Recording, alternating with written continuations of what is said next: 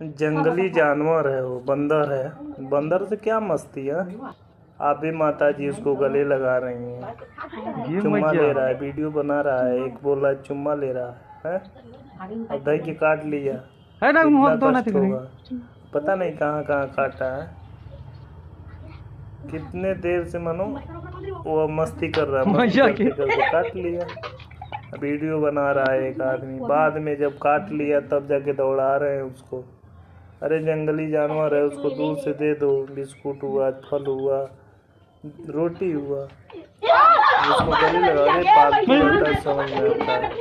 चलो भाई, पालतू है, जंगली जानवर है, उसको क्या पता हम गलत कर रहे हैं सही कर रहे हैं। आप ही लोग बताइए भाई कमेंट में। एक तो वायरल होने की, उसको गले लगा रहे। पालतू रहता है, समझ में आता है। चलो भाई, पालतू है, वो जंगली जानवर है, उसको क्या पता हम गलत कर रहे हैं सही कर रहे हैं।